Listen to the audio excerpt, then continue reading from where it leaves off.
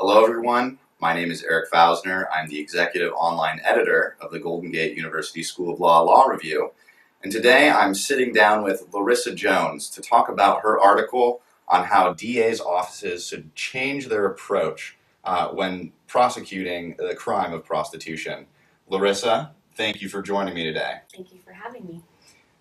Now, I found your article very interesting, and one of the most interesting parts about it was who you think DA's officers should really focus on when they prosecute the crime of prostitution. So could you please tell us a little bit about your take on that? Yeah, absolutely.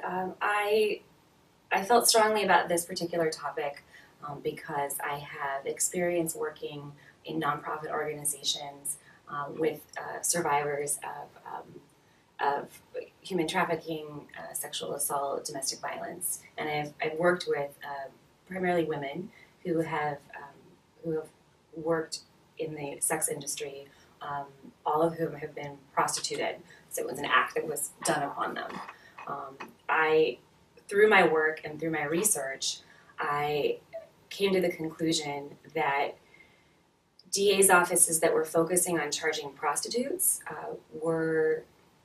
I felt misguided because the actual issue was looking at people call them pimps, but they're essentially domestic human traffickers. That's the issue. That's the criminal. That's who's orchestrating the crime through coercion, manipulation, physical force at times.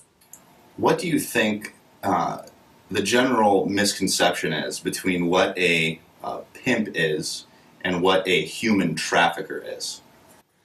I think that you look in movies, television, social media, the idea of a pimp, concept of a pimp is very glorified.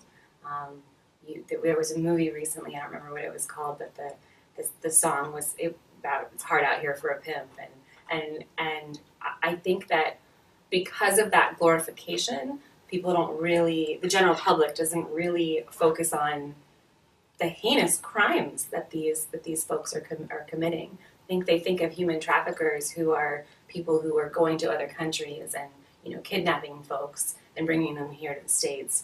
And while there is that component, there's a considerable amount of domestic human trafficking, and which includes prostitution. One thing you talked about a lot in your article, Larissa, was how minors are involved quite often in human trafficking and prostitution. Could you tell us a little bit about the role that minors play? Certainly. Through my work, I've also worked with foster kids, and unfortunately, that population is particularly susceptible to the manipulation of these human traffickers. You have folks, and in my paper and what I'm discussing with you, I focused on women, on young girls and women, because that's where a lot of the research is, although it's not to say that this isn't happening to young boys and men. But through my work, my experience and my research, I saw that these young folks, particularly, again, foster youth, runaways, were so susceptible because, for many reasons, right? They tend to be in need of some sort of feeling of family, of support, and the human traffickers originally tend to present as boyfriends, so they will sort of target these young girls and present themselves as, oh, I love you, I'm your boyfriend, take you out to meals, do this and that, and then they develop that connection with these young girls, and then these young girls will actually fall in love with these men, and then will do anything for them, and then it just sort of progresses that way. It's just horrific.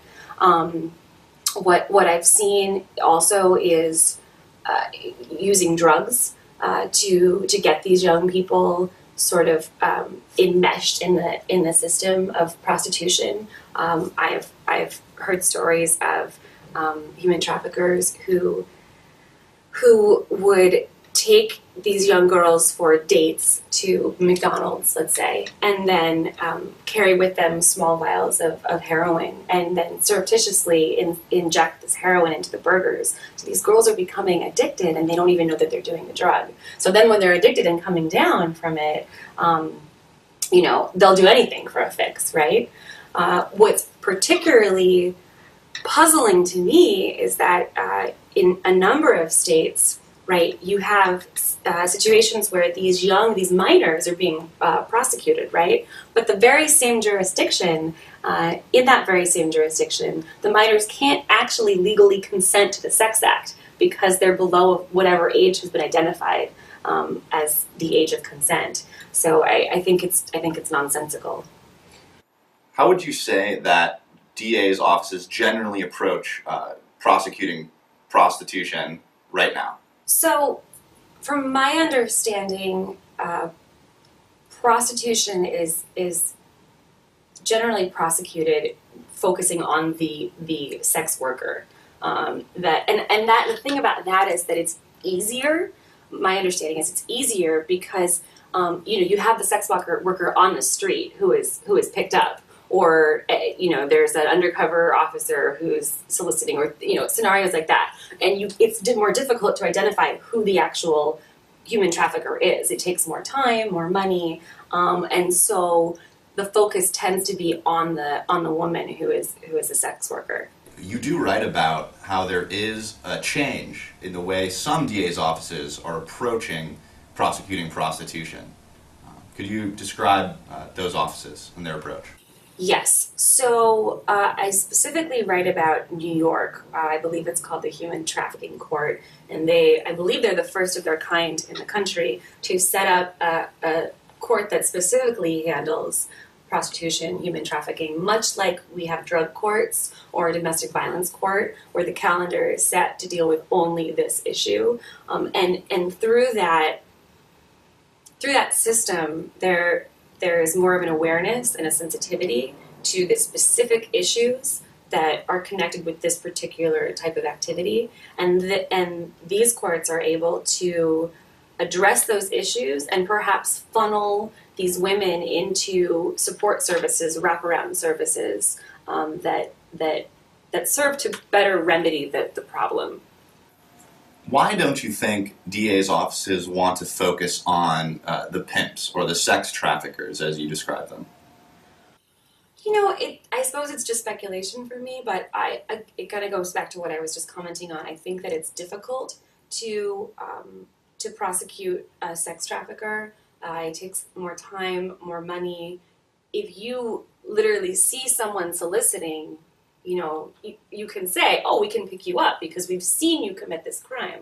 Whereas, you have the sex traffickers are sort of behind the scenes. I mean, they're orchestrating the entire event, all the prostitution. But in terms of actually identifying them, it's very difficult. You also, because of the manipulation and the coercion that the sex traffickers do to the sex workers, the prostitutes, a lot of these women aren't going to be willing to tell you who the sex trafficker is, because either they have feelings for this person, or they're terrified that there's going to be retaliation, that they might be raped, beaten up, their family might be hurt because of that. So it's difficult to get folks to cooperate. It's hard to pinpoint who they are. It takes a lot more work. I think that's part of it.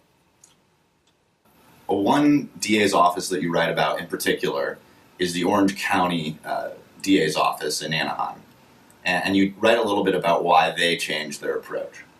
Could you describe that? Certainly.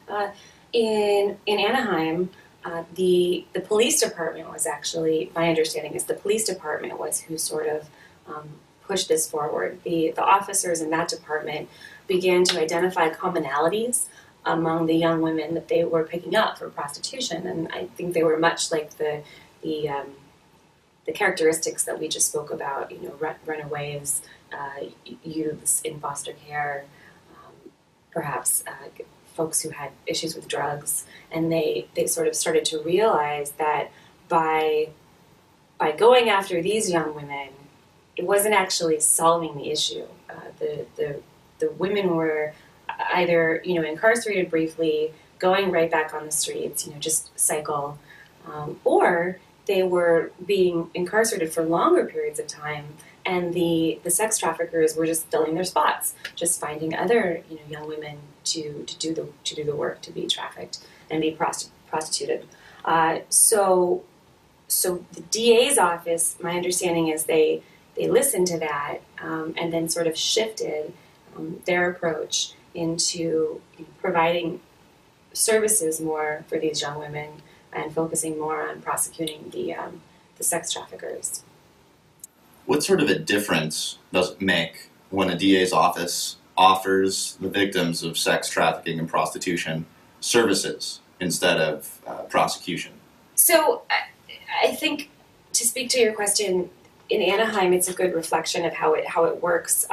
Originally, when they did this, I think in the first year or so, they had arrested about 50 people who were prostituting, and of those, there were only about 4 rearrests.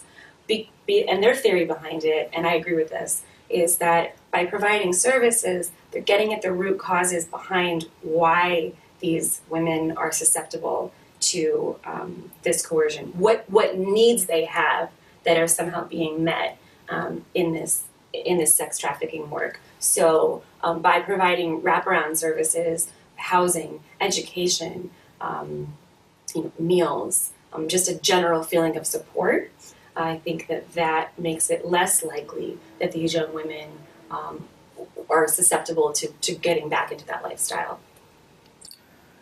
In an ideal world, how would you want to see all DA's offices approach prostitution? I would want them to sort of replicate what New York's doing. I would want to see them, again, focus on providing the services, the wraparound services and support. I'm not suggesting that, someone comes in for prostitution and it's just, that's it. There are issues there. There are needs that these women have that must be met. But again, by prosecuting them, you're not solving the issue, and you're essentially re-victimizing a person who is already a victim of human trafficking. Now, for future students interested in taking Professor Cambry's ethical prosecutions class, what sort of advice would you like to give them? Take it. It's a fantastic class. I went in already having a desire to be a prosecutor, and I still do, but it really opened my eyes to the reality of the work. It's not easy work, and perhaps sometimes you thought you got it right. Like, for instance, in this scenario, when you're focusing on prosecuting the folks who you've identified as committing the crime, and then maybe you take a step back and you're like, oh, well, wait a minute, there's a better solution. It was a fantastic class. Professor Cambry was able to bring her own experience in to shed light on the realities of the work, and how much responsibility it is when you're a prosecutor. You have when you're a prosecutor, which is excellent.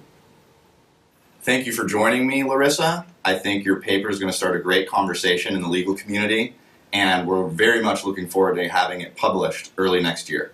Thank you. Thank you.